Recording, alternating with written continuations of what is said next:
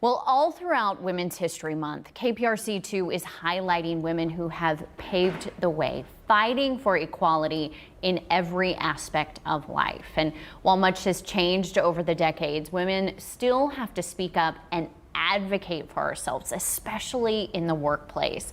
And as a woman, being an advocate at work can really cause a lot of anxiety, but it is important to understand that we each have a voice and it deserves to be heard. And we are so lucky we have such a special guest joining us here in the studio bright and early this morning, former federal judge Vanessa Gilmore. Judge, thank you so much for joining us this morning. Thank you for having me, Brittany. This is a really important and timely topic, and I think it's something that as women we can all relate to. Given your expertise and your background, what are some ways that women can take that first step to try to advocate for themselves in the workplace? One of the things that I think is helpful is for women to actually know where they stand with respect to their employment. There always seems to be some sort of taboo around asking what the salaries are of other people that you work with to find out if there's salary parity.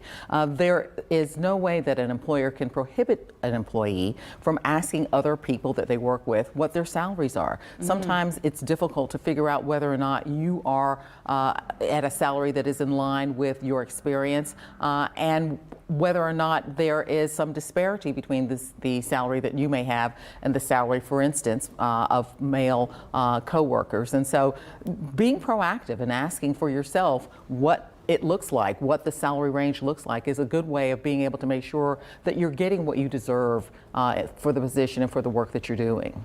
And Judge, I know a lot of times these conversations can be difficult and it's hard to speak up. It's hard to want to say something. What would you say to a woman who is having difficulty maybe vocalizing or verbalizing that? One thing that you can do is to try to create other affinity groups within your organization. Find other women that are doing the same type of work that you are doing. Find other women that have faced similar types of circumstances that you have. And once you figure out what you need to be asking for to advocate for yourself, you have to say something. Management cannot make any change if they do not know what it is that you need. If you're just sitting back silently seething and not speaking up for yourself, then you're not going to get anything. If you don't ask, you're not going to get. And so if you find other people that you have something in common with that can help you sort of navigate the way that you need to approach management, then I think that is something you absolutely must take advantage of. But if you don't speak up, you're not going to get anything. Great advice. Exactly. You are your own best advocate.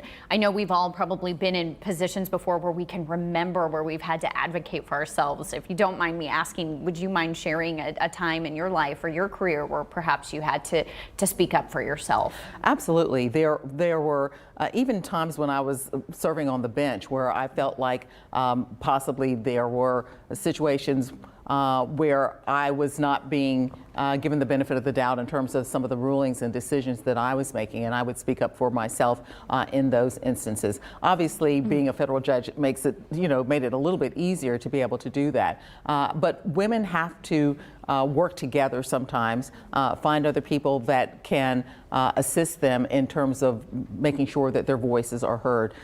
It's difficult to do it alone sometimes, and sometimes if you have the opportunity to work with others, you get a little bit more done. Right, and touching on that, we know you're known to have tea with women who may need guidance in this area, who may have questions. You referenced, leaning into your group of women at work who may are following that same path. Why are you so passionate about that? Well, that was one of my passion projects, Tea with Judge V. Yeah. And I would have different people come to my chambers every week, every Thursday for afternoon tea, and we would sort of chop it up and talk about things that were happening in our careers, ways to be supportive of other women, ways to network.